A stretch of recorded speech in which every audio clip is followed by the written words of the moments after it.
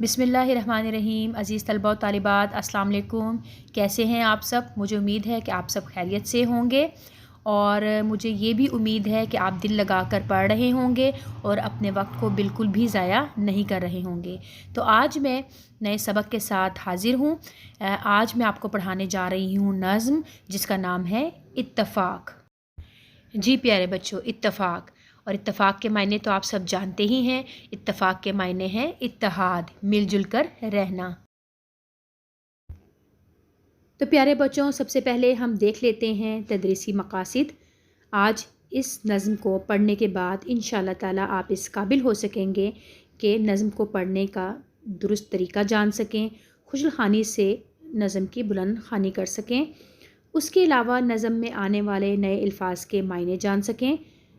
ساتھ ساتھ ہم دیکھیں گے کہ اتحاد اور اتفاق کی زندگی میں کس قدر اہمیت ہے، اور ساتھ ساتھ کریں گے ہم اشعار کی تشریح۔ تو چلیں سب سے پہلے آغاز کرتے ہیں نظم کی پڑھت سے۔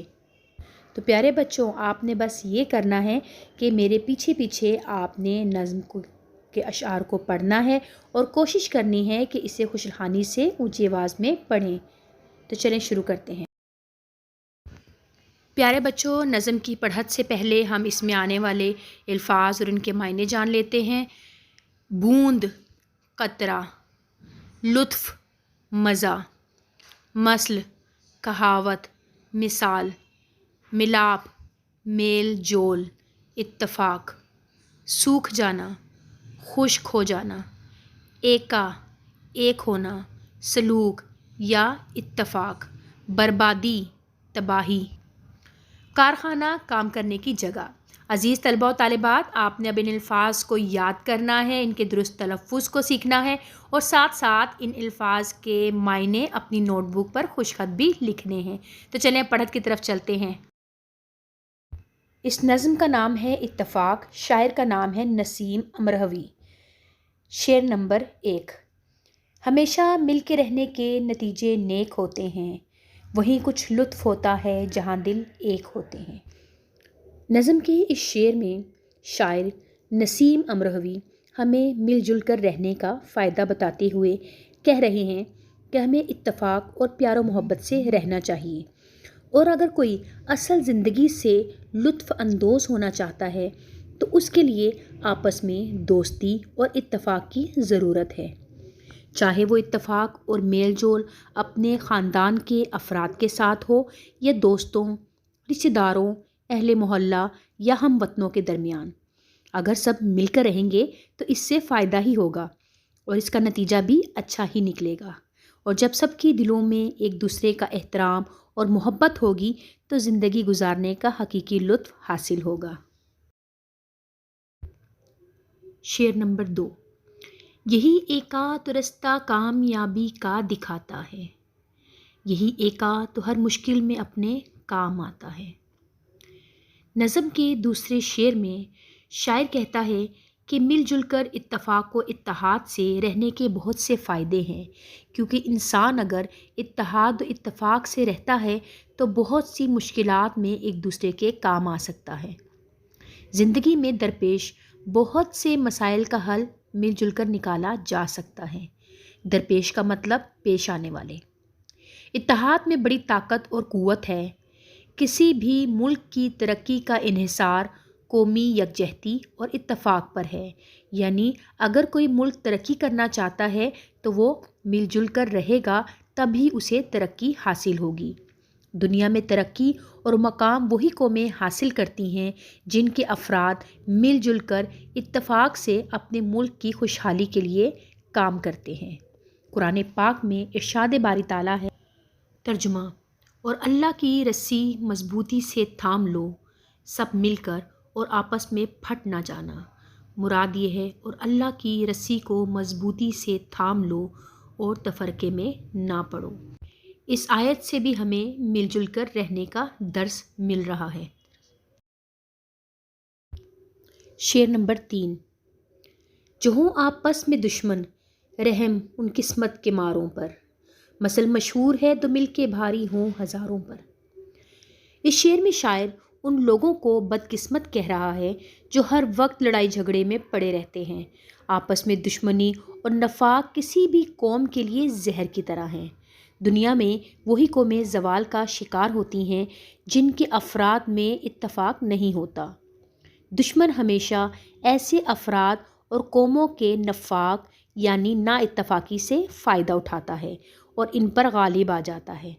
شاعر کہتا ہے کہ اتحاد میں بڑی طاقت ہے، چونٹیوں میں اتحاد، مکھیوں میں اتفاق، آدمی کا آدمی دشمن خدا کی شان ہے۔ کسان اور لکڑیوں کی کہانی تو آپ نے سنی ہی ہوگی کہ اکیلی لکڑی کمزور ہوتی ہے، لیکن جب یہ آپس میں مل جاتی ہیں، گٹھے کی شکل اختیار کر لیتی ہیں تو انہیں کوئی بھی توڑ نہیں سکتا۔ اسی طرح ہمیں بھی اتحاد اور اتفاق سے رہنا چاہیے۔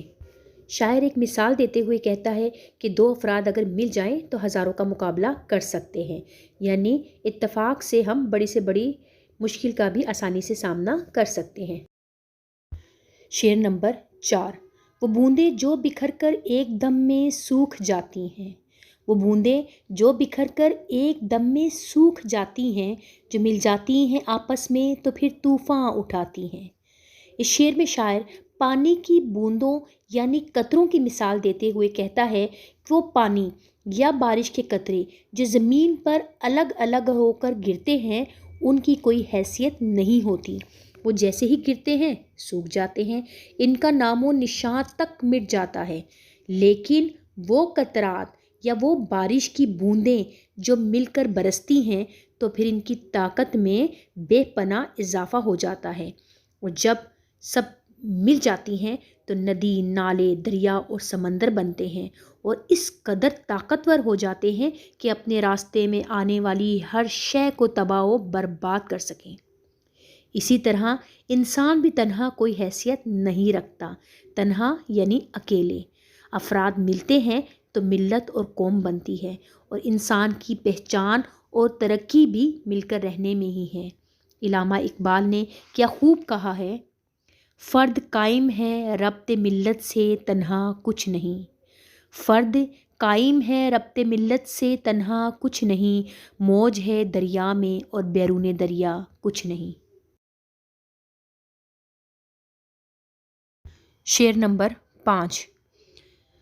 نہیں کچھ ڈر اگر مل بیٹھنے کی شان باقی ہے، نہیں کچھ ڈر اگر مل بیٹھنے کی شان باقی ہے، وہیں ہوتی ہے بربادی جہاں نا اتفاقی ہے۔ اس شعر میں شاعر کہتا ہے کہ جو لوگ اتحاد و اتفاق سے رہتے ہیں انہیں کسی چیز کا ڈر یا خوف نہیں ہوتا، کیونکہ وہ ہر مشکل کا مل کر مقابلہ کرنے کی طاقت رکھتے ہیں۔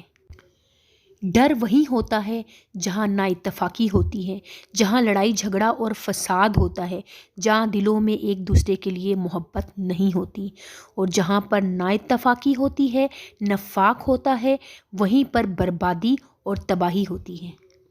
اس لیے شاعر کہتا ہے کہ ہمیں مل جل کر رہنا چاہیے اور جھگڑے فساد سے بچنا چاہیے۔ شعر نمبر 6۔ سبق دیتی ہے ہر شے زندگی کے کارخانے میں، سبق دیتی ہے ہر شے زندگی کے کارخانے میں، ملاپ آپس کا ہے سب سے بڑی طاقت زمانے میں۔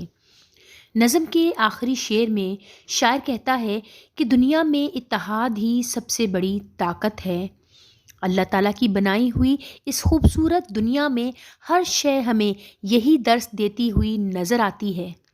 نظام شمسی کا پورا نظام ہے جو سورج اور اپنے سیاروں کے ساتھ مل کر کام کر رہا ہے۔ بارش کے قطرات، پرندوں کے غول، چونٹیوں کا مل کر کام کرنا، شہد کی مکھیوں کے کام کرنے کا نظام، باغوں میں پھولوں کی خوبصورت کیاریاں، دنیا میں کامیاب اور ترقی یافتہ قومیں، ہر شے ہمیں اتفاق اور مل کر رہنے کے فائدے بتا رہی ہیں۔ اس لیے ہمیں بھی مل کر اپنے ملک کی ترقی اور فلاح و بہبود کے لیے کام کرنا چاہیے۔ ایک اور علامہ اقبال کا شعر، ملت کے ساتھ رابطہ استوار رکھ، ملت کے ساتھ رابطہ استوار رکھ، پیوستہ رہ شجر سے امید بہار رکھ۔ عزیز طلباء و طالبات، مجھے امید ہے کہ آپ کو نظم کی تشریح اچھی طرح سمجھ میں آ گئی ہوگی۔ اب آپ نے اس نظم میں آنے والے تمام مشکل الفاظ کو اپنی نوٹ بک پر خوش خط لکھنا ہے اور اس کے ساتھ ساتھ ہر شعر کی تشریح بھی لکھنی ہے۔ تشریح لکھنے سے پہلے شاعر کا اور نظم کا نام ضرور لکھنا ہے۔ اپنا بہت سا خیال رکھیں اور اپنے وقت کا صحیح استعمال کریں۔ اللہ ہم سب کا حامی و ناصر۔ اللہ حافظ۔